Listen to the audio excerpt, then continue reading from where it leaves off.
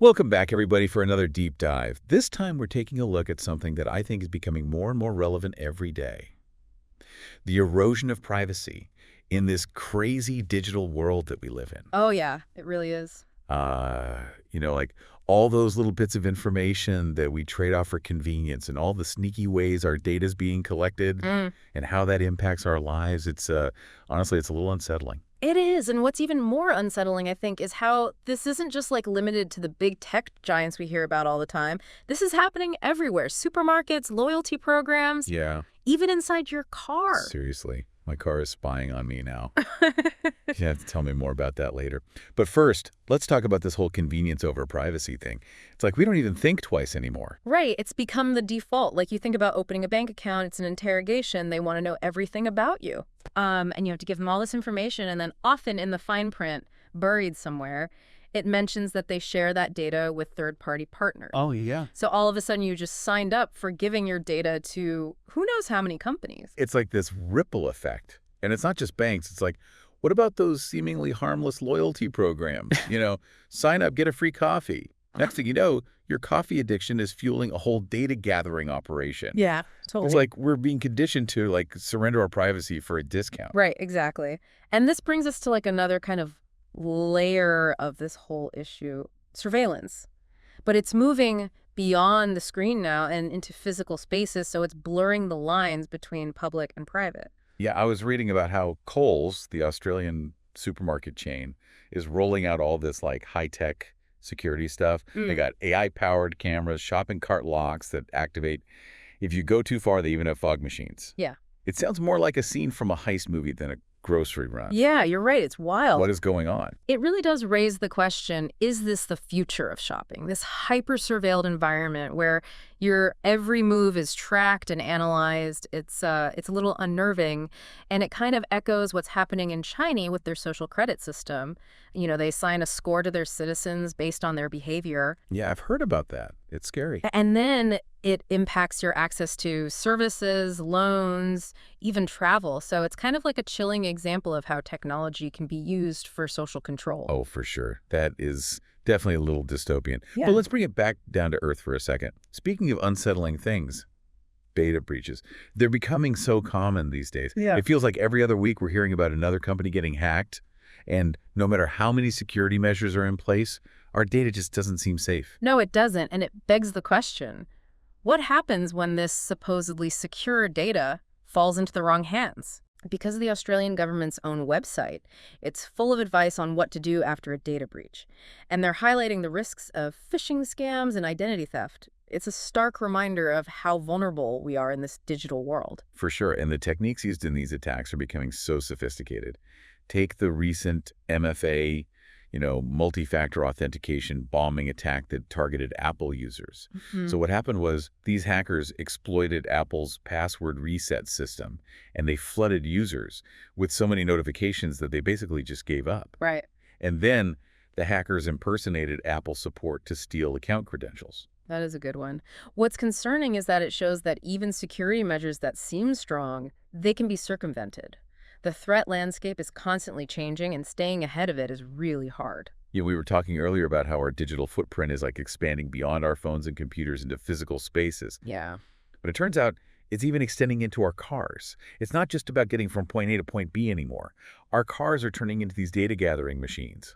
Remember that story you mentioned earlier about the guy whose car snitched on him? Oh, yeah. So this guy, Brian, was driving his Toyota GR Corolla, and it caught fire. Oh, no. And so when Brian tried to file a warranty claim, Toyota denied it. They said that data collected by the car showed that he'd driven over 85 miles an hour at some point, and that voided his warranty. But get this, the fire had nothing to do with his speed. Oh my gosh, that's crazy. It's really bad. So even if you're following the rules of the road, your car could be collecting data that can be used against you, which is pretty disturbing to say the least. It really is. It begs the question, what are car companies doing with all this information? Good question.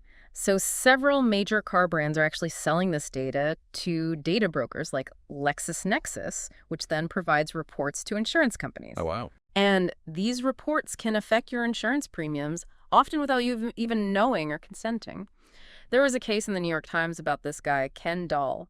His insurance premiums skyrocketed because of a negative report from LexisNexis based on data from his Chevy Bolt. Ugh, that is just crazy. It's crazy. It really highlights this hidden ecosystem of data exchange that we're not even aware of. We have corporations and even our cars collecting our data. But where do the tech giants fit into all this? Obviously, companies like Google and Facebook have built their empires on collecting and monetizing user data.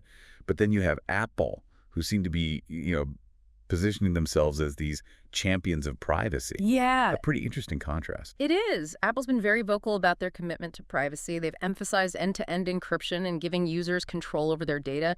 They even resisted those FBI requests to unlock user data. Oh, I remember that. I think they even ran a whole ad campaign around it. Mm-hmm. But even Apple, with their stance, has limitations. Didn't they have plans for full end-to-end encryption of iCloud data? Yeah, they did. What happened? Well, those plans were ultimately abandoned. Reportedly, it was to avoid conflict with the U.S. government. It just goes to show that even a company with a strong privacy stance can face immense pressure to compromise. Yeah.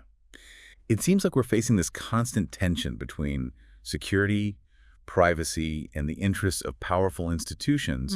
And in the middle of it all is us, the users, the drivers, the consumers, Yep. leaving behind this digital trail everywhere we go. It's true, we're constantly leaving these digital trails, and a lot of times we don't even realize it. And all this data is being collected, analyzed, monetized, and often it's happening without our explicit consent. So are we just passengers in this data-driven world? Is there anything we can do to take back control of our privacy?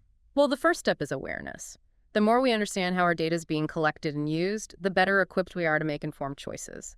And there are practical steps we can take, being mindful of the apps we download, carefully reviewing privacy policies, using strong passwords. Yeah, those are all good tips. Yeah. But it does feel like this constant uphill battle. As soon as you plug one hole, another one seems to pop up. Yeah, that's the reality of the digital age. The technology evolves so quickly that it's hard to keep up. But that's why it's even more important to think critically about it all.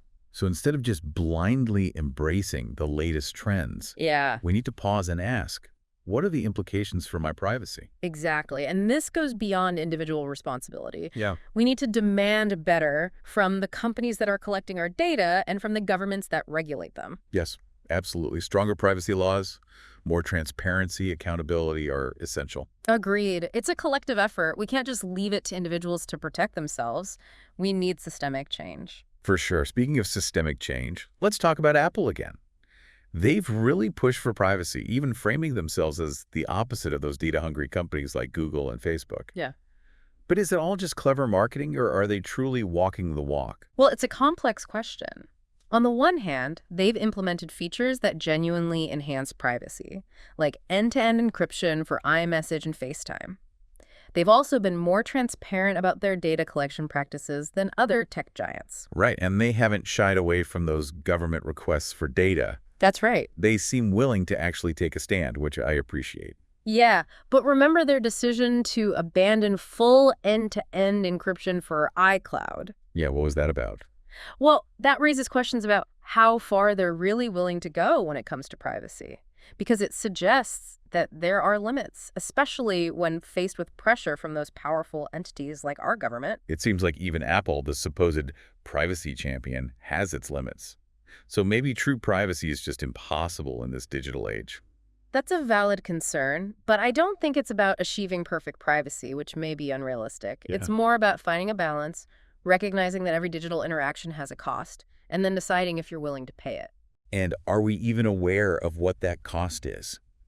We've been so focused on all the benefits of technology that we haven't fully grasped the potential downsides. Yeah. It's almost like we've been sleepwalking through this whole digital age, passively accepting these trade-offs without really understanding the implications.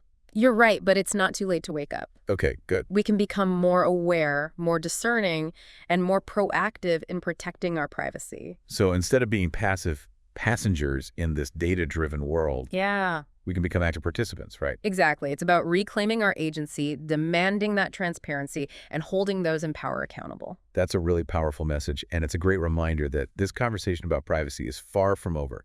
It's this ongoing dialogue that needs our constant attention and engagement. Absolutely. The future of privacy depends on our collective awareness, action, and advocacy. Those are powerful words to end on. But before we officially sign off, I have one final question for you. If you could give our listeners one piece of advice, like one actionable step they can take today to protect their privacy, what would it be? That's a good question. If I had to choose just one, it would be to take inventory of your digital footprint. Think about all the places where your data is stored. Social media platforms, online shopping accounts, banking apps, fitness trackers, even your car. Okay, so map out our digital ecosystem. That's manageable. I like it. So what's next? Once you have a better understanding of where your data is going, you can start making more informed choices about how to manage it. Review your privacy settings, adjust your sharing preferences, and consider deleting accounts that you no longer use. So it's about taking control, even if it's just one small step at a time. It's a journey, not a destination, right? Yeah. And every step we take towards protecting our privacy brings us closer to a more balanced and empowered digital experience. Well said. And on that note, we'll leave our listeners to contemplate their own digital footprints. That's a great message to leave our listeners with. And until next time, stay safe and stay private. You got it. Yeah, it's a journey we're all on, whether we realize it or not. And it's not just corporations and governments collecting our data. Sometimes it's individuals with a little bit of tech savvy exploiting these vulnerabilities. Remember that story you mentioned about the YouTuber who managed to intercept calls and texts? Oh, right. That one was wild. Ah. He basically showed how easy it was to hijack someone's phone number using something called SS7. Exactly. SS7 is this global signaling system that connects mobile networks all over the world, and it turns out it's riddled with security flaws. Okay, but how does that even work? Can someone just hack into this system and start listening to my phone calls? It's a little more complicated than that, but essentially, yes. The YouTuber demonstrated how he could exploit weaknesses in SS7 to intercept phone calls, text messages, even two-factor authentication codes. What? And the really alarming part is that these vulnerabilities have been known for years. But the system is so deeply embedded in our telecommunications infrastructure that it's incredibly difficult to replace. So even if we wanted to switch to a more secure system, we're kind of stuck with this flawed one.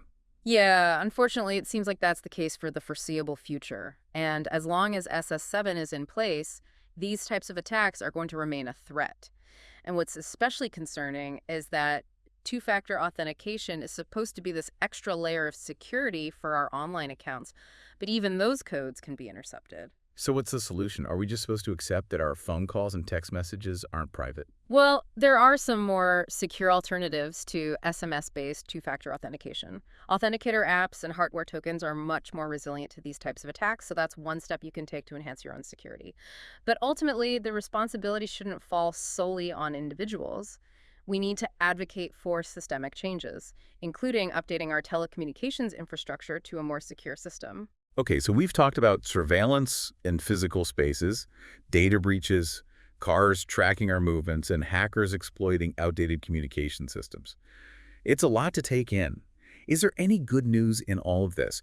Is there anything we can actually do to reclaim some control over our privacy? Well, like we said before, awareness is a powerful tool. The more we understand about how our data is being collected and used, the better equipped we are to make informed decisions. And there are practical steps we can take, like you said, strong passwords, being mindful of those apps we download, carefully reviewing those privacy policies, but it's an ongoing process, not a one-time fix. You're right, but it does feel a little overwhelming at times. It's like this never-ending game of whack-a-mole. As soon as we address one vulnerability, another one pops up. How do we keep up? That's true. Technology evolves so fast, it can be difficult to stay ahead of the curve. But that's where critical thinking becomes even more important, right? We need to be more discerning about the information that we consume, question assumptions, and be wary of those quick fixes.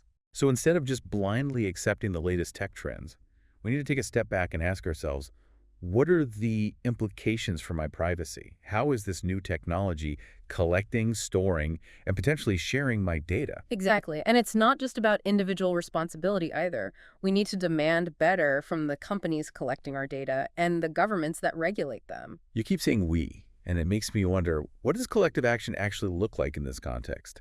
How do we work together to protect privacy? Well, it takes many forms. It could be supporting organizations that are fighting for digital rights. It could be contacting our elected officials to advocate for stronger privacy laws. It could even be having conversations with our friends and family about these issues. Raising awareness is crucial for change. Right. Sometimes it feels like we're up against these massive corporations and governments, and it's easy to feel powerless. But you're right, our collective voices do matter. we can push for more transparency and accountability? Absolutely. It's easy to feel overwhelmed by the scale of the problem, but every action, every conversation contributes to a shift. Okay, I'm feeling a bit more optimistic now. Hmm. It's not about achieving this perfect privacy, but about taking back some control and demanding better from those who hold so much power in this digital age. Hmm. It's recognizing that we do have a say in how this digital world evolves. You've hit the nail on the head. It's about reclaiming our agency, and it starts with recognizing that we have choices. Speaking of choices, let's revisit Apple and their stance on privacy. They've really pushed this whole good guy narrative in the tech world, but we've also seen them compromise on their privacy promises. Where do they really stand in all of this? Are they truly committed to protecting user privacy, or is it just a marketing tactic? It's a really good question, and I don't think there's a simple answer. On the one hand, they have implemented features that genuinely enhance privacy, like end-to-end encryption for iMessage and FaceTime, and they have been more transparent about their data collection practices than some of their counterparts. Yeah, and they haven't hesitated to challenge those government requests for user data. They seem willing to actually take a stand. Right. But on the other hand, their decision to abandon the full end-to-end encryption for iCloud data raises questions about their commitment. It suggests that there are limits to how far they're willing to go, especially when faced with pressure from powerful entities like our government. So even Apple, the company that's built its reputation on privacy, has its limits. It Oh. makes you wonder if true privacy is even achievable in the digital age. That's a question worth pondering. I don't think it's about finding a perfect solution. That may not exist in our interconnected world. It's more about recognizing the trade-offs, weighing the costs and benefits, and making those informed choices about how much privacy we're willing to sacrifice for convenience. But how do we even know what we're sacrificing? We've all become so accustomed to clicking "I agree" without reading the fine print, sharing our location data without a second thought, handing over our personal information for the sake of convenience. It's almost like we've become numb to the erosion of our privacy. It's true. We've become so used to the conveniences of the digital world that we often don't stop to consider the potential costs. We've been conditioned to accept that sharing our data is just the price we pay for participating. But that doesn't mean we have to be passive participants. So how do we break out of this cycle of passive acceptance? How do we become more conscious of our digital footprint and the choices that we make? It starts with awareness. We need to become more mindful of the data that we're sharing, the permissions that we're granting, and the potential implications of our actions in the digital world. It's about asking questions, reading the fine print, and being more deliberate in our online behavior. Okay, so awareness is the first step. What comes next? How do we move from awareness to action? What are those concrete steps we can take to reclaim some control over our privacy? Once we're more aware of our digital footprint, we can actually start taking steps to manage it. We can review our privacy settings on social media platforms, adjust our sharing preferences. We can be more selective about the apps that we download and the permissions that we grant them. We can even consider deleting accounts that we no longer use. Those are all practical steps, but it sounds like a lot of work. It's easy to feel overwhelmed. It can feel overwhelming at first, but remember, even small changes can make a difference. It's about progress, not perfection. And as we become more comfortable managing our digital footprint, it becomes less of a chore and more of a habit. So it's about integrating these privacy-conscious practices into our daily routines, making them part of our digital hygiene. I like that. Exactly. It's like brushing our teeth or washing our hands. We do those things automatically to maintain our physical health. Managing our digital footprint should be no different. It's about maintaining our digital health. It's about protecting our privacy and reclaiming our agency in this world. Love that analogy. Digital hygiene. It's a simple but powerful way to frame it. And it's something we can all do, regardless of our technical expertise. It's about making small, conscious choices that add up over time. So it's not about being a tech expert or going completely off the grid. It's about taking responsibility for our own digital lives and making informed decisions about how we interact with technology. It's about recognizing that we have a choice. You summed it up perfectly. We all have a choice. And the more of us who choose to prioritize privacy, the more we can shift the balance of power in the digital world. I like the sound of that. Yeah. Shifting the balance of power. But let's be real. It's not always easy to stand up to these tech giants and powerful institutions. They have vast resources and influence. What makes you think that these individual actions can actually make a difference? You're right. It can feel daunting to go up against these behemoths. But history has shown us that collective action, even those seemingly small acts of resistance, can have a profound impact. Think about social movements like the fight for civil rights or environmental protection. These movements started with individuals raising their voices, demanding change, and refusing to accept the status quo. And eventually, those voices become a chorus that can no longer be ignored. That's a powerful reminder that change is possible, even when the odds seem stacked against us. But how do we translate that historical context to the digital realm? How do we mobilize people to care about privacy when it often feels like such an abstract concept? It's true, privacy can feel abstract, especially when the consequences of data collection and surveillance aren't always immediately apparent. But we can make it more tangible by connecting it to those real-world examples and experiences. So instead of talking about data breaches in a general sense, we share stories like Ken Dowles, whose insurance premiums were affected by data collected from his car. Or we discuss the chilling effects of mass surveillance. Exactly. We need to bring these abstract concepts down to earth, show how they impact people's everyday lives, and make it clear that privacy is not just some theoretical concern, it's a fundamental right that affects us all. You keep mentioning rights, which makes me wonder, Oh. what are the legal frameworks that are supposed to protect our privacy? Do we even have adequate laws in place to actually safeguard our data in this digital age? The legal landscape is complex and it's constantly evolving. In some regions like the European Union, they have comprehensive data protection regulations like GDPR. Yeah. And these regulations give individuals more control over their personal data, and they set limits on how companies can collect and use that data. But in other parts of the world, those laws are lagging behind, which leaves consumers much more vulnerable to exploitation. So the level of protection varies depending on where you live. That's concerning. But even in regions with strong privacy laws, there are still challenges. Technology evolves so rapidly that it's difficult for lawmakers to keep up. You're absolutely right, and that's why advocacy is so crucial. We need to push for laws that are adaptable, future-proof, and truly prioritize individual privacy. And that means staying informed, engaging in the political process, and holding those elected officials accountable for actually creating and enforcing those effective privacy regulations. Exactly. It's an ongoing process that requires vigilance. We can't afford to be complacent. Okay, I'm starting to see a pattern here. Awareness, action, and advocacy seem to be the key pillars for navigating the digital age without sacrificing our privacy. You're right. Those three pillars are essential. We need to be aware of the threats, take action to protect ourselves, and advocate for that systemic change. It's a multi-pronged approach that requires individual responsibility and collective action. And it all starts with recognizing that we have a choice. We don't have to just passively accept the erosion of our privacy. We can demand better, make informed decisions, and actively shape the future of the digital world. Well said. And it's a choice that we need to make every day in every interaction that we have with technology. The future of privacy depends on it. Okay, that's a powerful message to carry with us. But before we move on, I want to circle back to something that we touched on earlier, this illusion of control.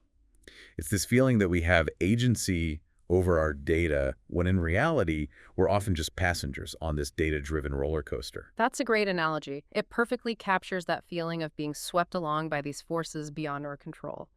But I think the important takeaway is that even passengers have a voice. They can speak up, demand better safety measures, and choose to ride with more responsible operators. So even though the digital landscape can feel overwhelming, we're not completely helpless. No, we're not. We have choices. We do, and those choices matter. Every time we click accept without reading those terms and conditions, every time we share our personal information without questioning why it's needed, we're contributing to the erosion of privacy. It's almost like we've been sleepwalking through the digital age, passively accepting these trade-offs without fully understanding the implications. But you're right, we can't wake up. We can become more aware, more discerning, and more proactive in protecting our privacy. Exactly. It's about reclaiming our agency, demanding transparency, and holding those in power accountable. That's a message worth spreading. We need to empower individuals to take control of their digital lives. Agreed. And we need to foster a culture of privacy where data protection is not just an afterthought, but a core value. Okay, I'm feeling a bit more optimistic now. We're not just victims of circumstance. We have the power to shape the future of privacy. That's the spirit. It's about recognizing the challenges, understanding the stakes, and taking action. Action is key. But what does that action actually look like? What are some concrete steps we can take to protect our privacy in this digital age? Well, for starters, we can become more mindful of our digital footprint. That means being more selective about the information that we share online, being aware of those permissions that we grant to apps, and regularly reviewing our privacy settings. Those are all good habits to develop, but what about those situations where we're required to provide personal information, like opening a bank account or applying for a job? That's where it gets tricky. We often have to make trade-offs. But we can still be proactive by asking how our data will be used, opting out of data sharing programs whenever possible, and being wary of those companies that are overly data hungry. So it's about being informed and assertive, even when we're dealing with those powerful institutions. Exactly. We don't have to just blindly accept the status quo. We can push back, demand better, and vote with our wallets. I love that. Vote with our wallets. Supporting companies that prioritize privacy. That's a powerful way to make our voices heard. It is, and it sends a clear message to the market that privacy matters. Okay, I'm feeling inspired. We've covered a lot of ground in this deep dive. From the creepy to the empowering. We've explored this multifaceted world of privacy in the digital age. It's been a fascinating journey, and I think we both have a much deeper understanding of how complex this issue really is. We certainly have. But before we wrap up, I want to circle back to something that you said earlier about this trade-off between convenience and privacy.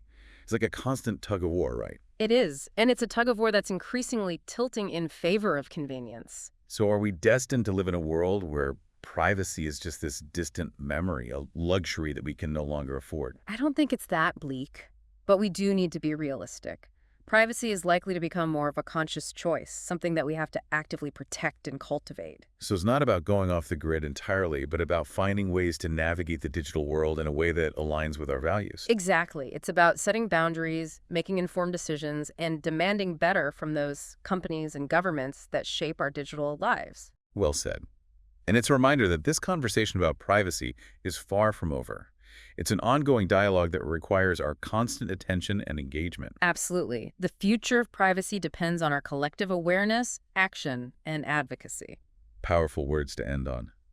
But before we officially sign off, I have one final question for you.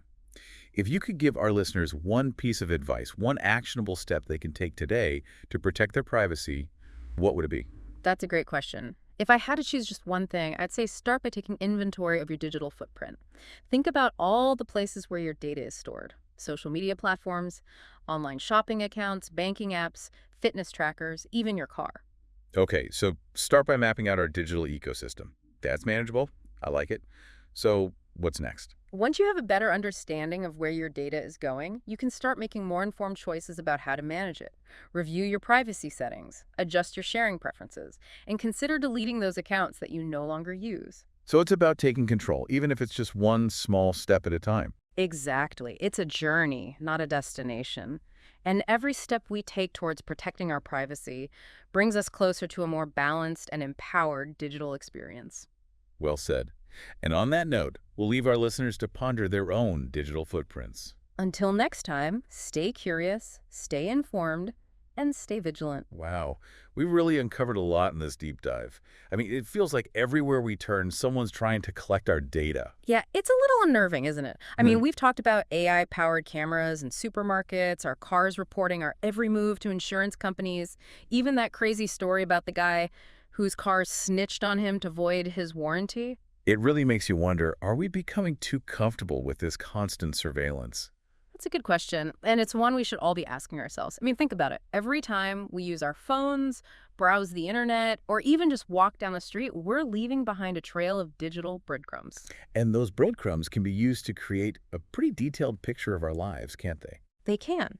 And it's not always clear who has access to that information or how it's being used. That's what I find so unsettling, this lack of transparency. It's like we're constantly being watched, but we don't know who's watching or why. Exactly. And that can be a breeding ground for all sorts of problems, from discriminatory practices to manipulation to outright abuse. The potential for harm is huge. It's enough to make you want to just throw your phone in the ocean and live off the grid. I get it. I really do. But I don't think that's the answer for most people. So what is the answer? I mean, is there any way to navigate the digital age without sacrificing our privacy? I think there is, but it requires us to be more proactive and assertive about our privacy rights. It starts with awareness, like we talked about before. We need to understand how our data is being collected and used so we can make informed choices. And those choices can be as simple as adjusting our privacy settings or as complex as advocating for stronger data protection laws, right? Exactly. Every action we take, no matter how small, contributes to pushing back against this erosion of privacy. It's about reclaiming our agency and shaping the digital world we want to live in. I like that. Shaping the digital world we want to live in. It's a powerful reminder that we're not just passive bystanders in this data revolution. We have a voice, and we can use it to make a difference. Well, I think that's a great place to wrap up this deep dive. Thank you so much for joining me on this journey. It's been a real eye-opener. The pleasure was all mine. And to our listeners out there, remember, stay curious, stay informed, and most importantly, stay vigilant. Your privacy matters. And on that note, we'll say goodbye for now. Until next time, stay safe and stay private.